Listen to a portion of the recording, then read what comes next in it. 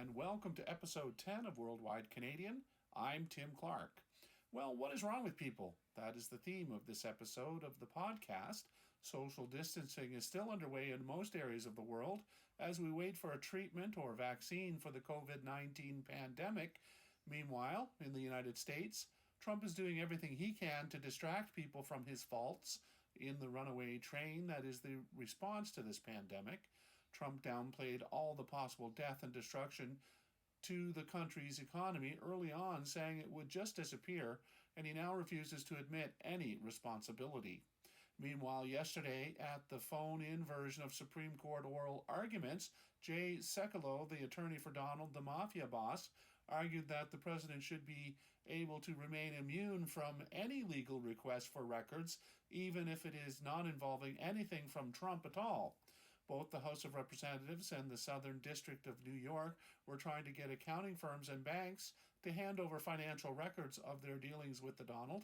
He's a bit miffed that anyone would dare to even suggest they should be entitled to it. In the argument, several justices likened the request to the 1974 Nixon tapes and the civil case against Bill Clinton in the 90s. Both times, the Supreme Court allowed subpoenas to go ahead and be enforced. One led to the resignation of Nixon, and the other to the impeachment and eventual acquittal in the Senate of Bill Clinton. So I guess we know where the court should fall on this one. Of course, they could just send it back to the lower court for further work, but that is seen as a bit of a long shot at this point. In Canada, the Prime Minister announced today that the Student and Emergency Response Benefit applications will be available starting on Friday, and now we know that the debt in Canada will likely reach more than $1 trillion for the first time ever as a result of all the money that is being given out to keep Canada from entering a depression.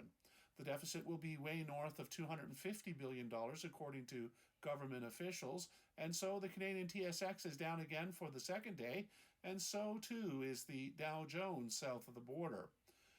People are still seething here in Canada after Bryan Adams decided to half-heartedly apologize for his somewhat racist undertoned introduction to an online performance of Cuts Like a Knife earlier this week. In the social media post, he used colorful language and laid the blame for his shows being cancelled at the folks in the live animal market in China, who he said should consider becoming vegan. We are all waiting to see if a Canadian sorry will lead to a wide forgiveness in this country. Too early to tell on that one just yet. Back to Trump once more as his attempt to tar former President Obama continues with what the Donald is calling Obamagate. Of course, when he was asked, he refused to stipulate exactly what he was referring to, and he could not seem to itemize any wrongdoing, and so we all wait to hear what Donald has to say on the next episode of What the Hell is Up with the American People. It airs every single morning while the Donald is on the throne and tweeting out his crap.